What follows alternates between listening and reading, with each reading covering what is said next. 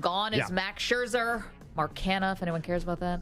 And just moments ago, literal moments ago, Jeff Passan of ESPN reported that Justin Verlander is now being traded back to the Houston Astros. So a place where he's had a lot of success, won a World Series, won a Cy Young. Now he goes back to the Astros for a playoff push. So what's your reaction as a Mets fan? Oh, bleep. What's my reaction? Why? I feel like Mets fans might be happy about this. Sort of rip the Band-Aid off of what was looking to be a very painful, slow losing process. Yeah, the Mets suck. They were not going anywhere. Right. June totally cratered their season. They're terrible, and the season is over. That I understand. The moment they traded their closer, David Robertson, I understood what was going on. But here's my question. So you're not going to keep Scherzer or Verlander? Like, you weren't just going to keep one of those guys for next year just to try to have a little bit more oomph in the rotation? Because this is, from what I understand, this is not a teardown. This is not this is not the process here. Yeah. This is a reallocation and a rebuild, and this is what happens when you have a rich owner. You feel like you can always go for it, but you don't keep Verlander? I mean, it's not like he was pitching that badly, actually. I mean, a little over a 3 ERA, made 6 starts. I don't know. I was okay with them keeping Verlander as the holdover. But congrats to the Astros, because the Astros, again, just such a formidable team, and it hasn't been perfect for them this year, but this is a cool step for them. See, I think it's good. Like, get rid of the stench of this season. Like, everything. It's not that bad.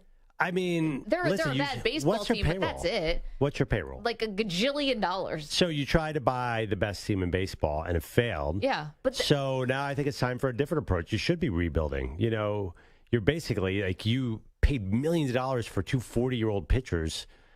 I don't know. I feel like I would, if I owned the Mets, I'd be like, you know what? I don't want to be the same old Mets and overspend for these high-priced free agents. Let's do this differently. Let's go down and look at what Tampa's doing and be like them a little bit more, and just start with a new philosophy. Listen, if everyone could be Tampa, they'd be Tampa, because every owner would only want to pay $60 million and be in the playoffs every I don't year. think, Steve Cohen would want to do that. He's the 15 billionaire. He's not going to go cheap and smart. He wants to spend, but he has to do it the right way. Okay, but so Samter, who did the Mets get back? His name is Drew Gilbert. Apparently, he was a former first-round pick last year, and he's the Astros' top prospect. What position does he play? Who knows? Okay, well, that matters. But here's the thing. So they just traded Scherzer and got the top prospect in the Texas Rangers organization, who's Ronald Acuna Jr.'s brother, right? So he's like a raking in Double-A, and that's fine. You can get these top prospects. It's great. Cool. But then you're kind of caught in the middle here, aren't you? Like, are you thinking about the future? Are you thinking about right now? I feel like this is great. If this guy's really the Astros' top prospect, assuming, maybe I'm making a leap of inference, but I would imagine the Astros are such a smart team. Their top prospect's probably a baller. Yeah, but it's with prospects, you never know. It's always dicey. I don't know. I Scherzer, them trading Scherzer, I wasn't surprised, and honestly, a little bit of good riddance, because he was just so bad in the playoffs. Whatever. He just was very disappointing in a Mets uniform. It seems like, from everything I've heard, that he's lost a little edge. He has, but I feel like Verlander still had a little bit. So, but he's 40. I mean, you got to match your time frames up. I mean, I like rebuilding. I think it's smart. I like teams that are smart enough to give up on what is a lost cause. Season. What is it? But honestly, was Justin Verlander going to lead this team to a World Series? Well, not this year, but why not next year? Like, why can't you keep this guy in the rotation? Next year, you've still got Kodai Senga. You're still going to have Quintana. Like, okay, then you got Verlander. So that's 3 nice pieces there in terms of pitching. Let's start from there, as opposed to a prospect now. Listen, if he ends up being the next, David Wright, we don't even know what position he plays. It could be a pitcher, whatever. I haven't seen an outfielder. Okay, outfielder, fine. He can be, fine. But wait, is that good or bad to be the next David Wright? Like, all sorts of promise and have a great first part of your career and then disappear? Is that, we're not friends anymore? So you can definitely go to one World Series and lose to the Royals. Well, oh man! Actually, David Wright was on the 2000 Mets, who also lost to the Yankees. but he did hit a big home run in that series. Oh, is David Wright no longer there in 2015? Wait, technically, he might have been on the roster. Yeah. David Wright was in the Subway Series in 2000. How old was he? You're kidding me. I can't, okay? I can't. Perloff, this is going to be the end of our friendship. I can deal with you making fun of the Bills. Yeah, but like, here's the thing. Mets. Like, do you really want the team that everyone makes fun of? I was wrong about David Wright. He wasn't in the Subway Series? Yes, he was. Am I wrong about that? According to Baseball Reference, 2004 was his first year. Why do I have David Wright in the Subway Series? Think you have Robert Ventura? I don't know. So. Sorry about that. Whatever. I'm in a haze now because of this Verlander trade. I don't know. I'm disappointed. I know that just spending the most money isn't going to do it. It's a great day for Mets fans. You should be, and I'm speaking globally because I don't know. I haven't scouted this prospect. I can't wait to get some scouting reports on him. No, I'm just kidding. I wouldn't know a good center field prospect if he hit me in the head. But I think this is a really good day because any team that goes from expensive and underperforming to promising and cheaper, it's generally how sports works. That's a really, really good thing. Okay, but I don't even know if these two guys are the prospect they got from the Rangers or the prospect they got now from the Astros. I don't even know if they're going to be on the team next year. Well, okay, 2 years from now. This is not a sprint, Maggie. This is a marathon. Steve Cohen, the billionaire owner of the Mets, wants to build a champion, and you can't just all of a sudden add in these free agents like that and win. Sometimes it works, but I think if he wants to build a champion, it seems like he's taking the right steps now. He's admitting his mistakes, and he's growing and learning. But here's the thing. You're acting as if when he got and bought the team, they weren't already a work in progress. Pete Alonso, Jeff McNeil, they already had guys who were part of like this young homegrown core that they are trying to build and get to a place together, you know? So it's not like he took them over and all of a sudden, now the build starts. The build had been started before that. He was just going to add the cherry on the top pieces with like Scherzers and Verlanders that were going to get them over the top. Well, yeah, but it didn't. It clearly wasn't working, though. It seems to me the Mets were not working. No, obviously they're not because they're 5 games below 500. So, they stink. I did read that there was thoughts of getting rid of Alonso already. No. I definitely read that. That's not true. They even had to come out and say tons of money. They even came out and said we're not going to trade Pete Alonso because there was so much heat around that. I mean, I don't know. We got a couple hours. There's no hell will freeze over before the Mets will trade Pete Alonso. That's not going to happen. But anyway, so that's what's going on with the trade deadline. So congrats to the Astros. Get Justin Verlander here for a nice little playoff push. Also, the Astros just happened to be in town to play the Yankees, right? Stu? Later this week, right? Believe it's this weekend, yes. So he could probably just hang out. Lovely. Across town and wait for the Astros to get to New York and then pitch for him. Okay. Oof. Just saying, I just looked it up again. According to The Athletic, Pete Alonso has been on the trade market all week. No. Is that Ken Rosenthal? No, it's so I don't know these guys, but it is Tim Britton and Will Salmon have said that Alonso's been out there all week and they haven't found any takers. I don't like that one bit.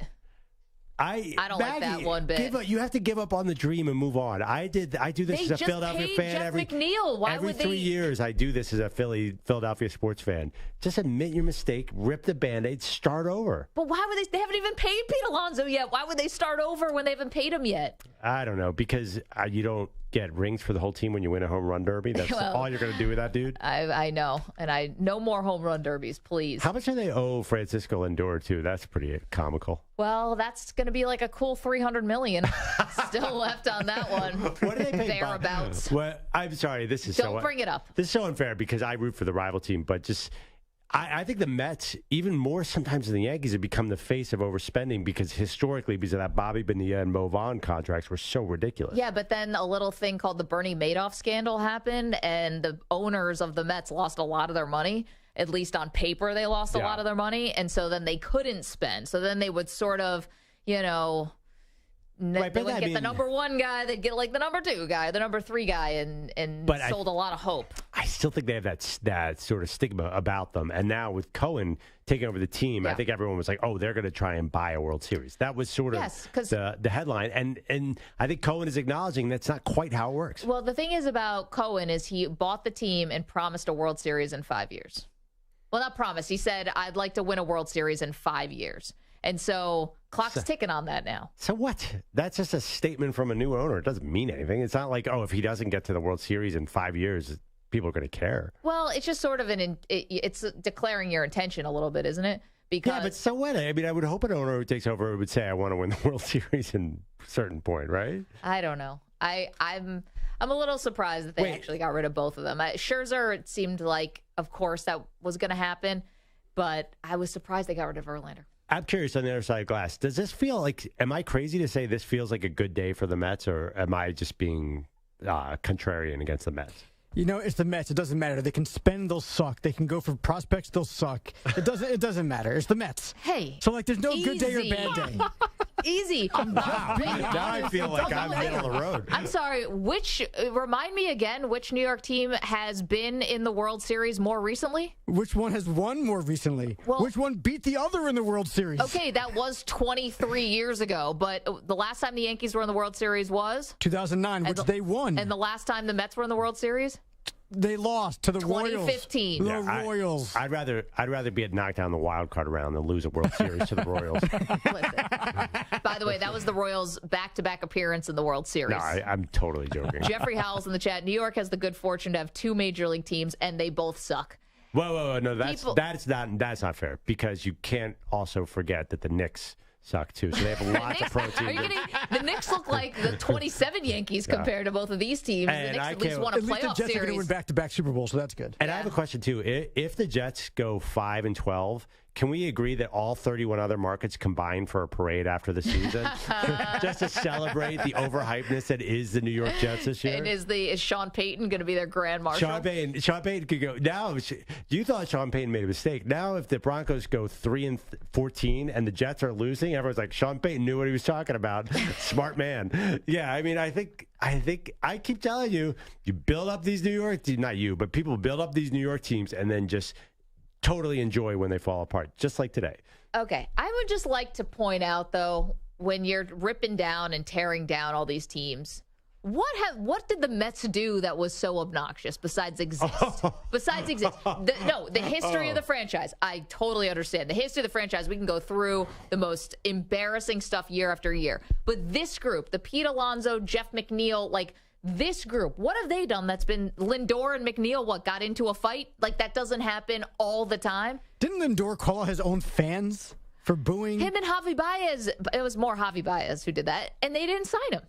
Well, whatever. You don't call it the fans. New Yorkers, we stick together. Well, that's why they knew they had to get Javi Baez out of there. I think a lot of people resent Steve Cohen, just general, not him in particular, but just resent multi-billionaire hedge fund guys. Nobody resents them more than me. I understand that. I think being a billionaire is immoral. That's part of it, and I do think it's just it's an old stigma. I mean, you're right.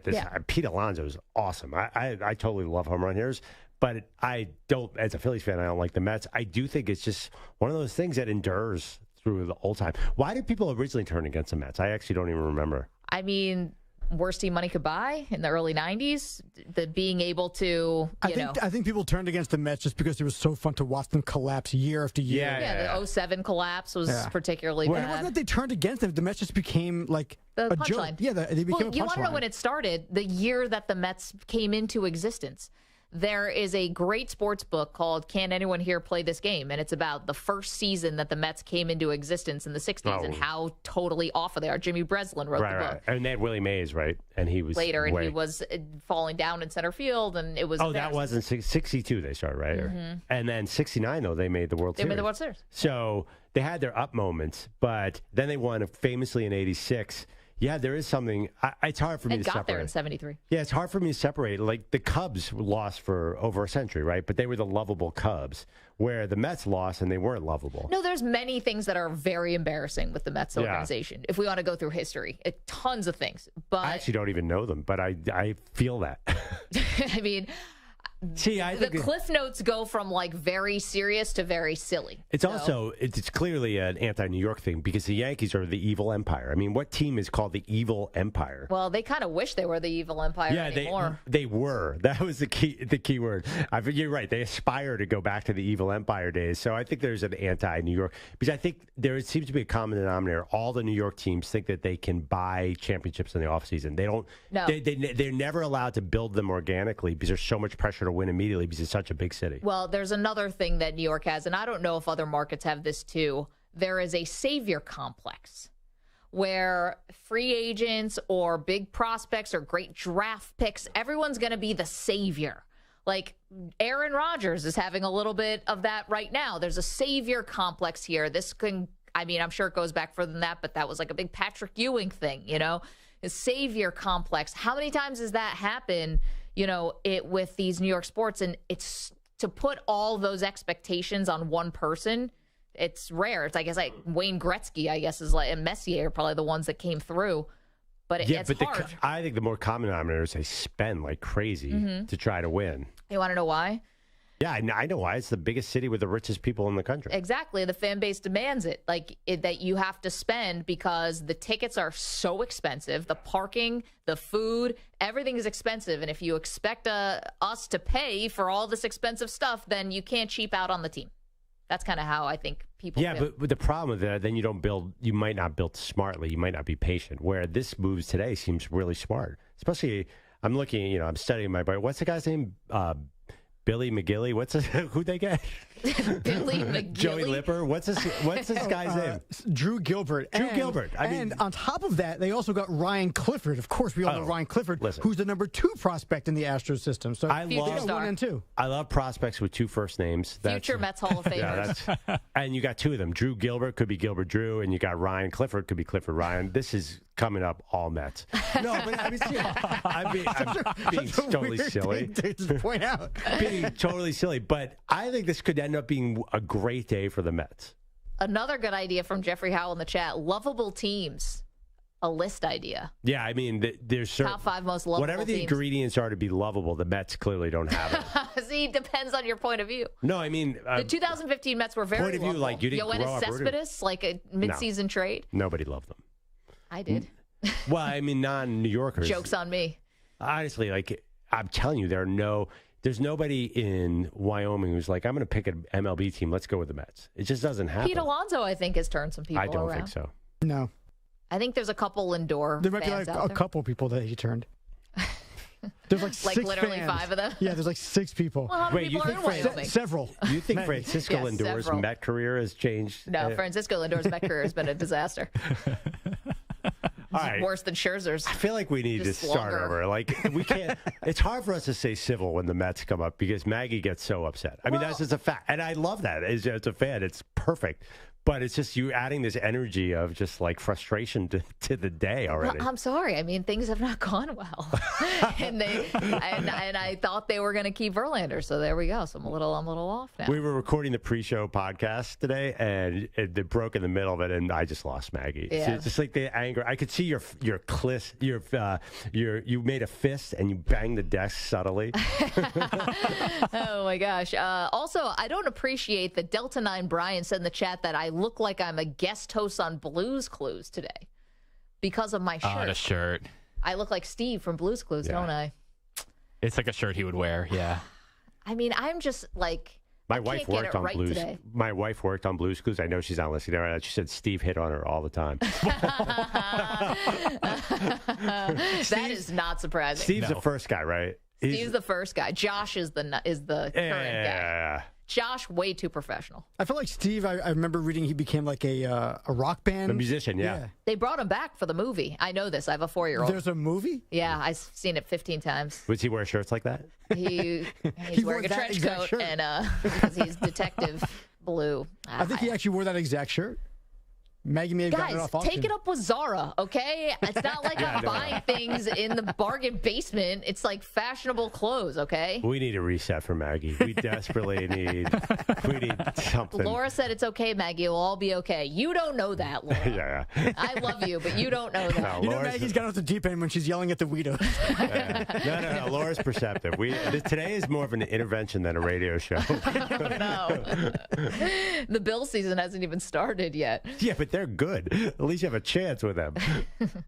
Wait, how many games did the Mets win last year?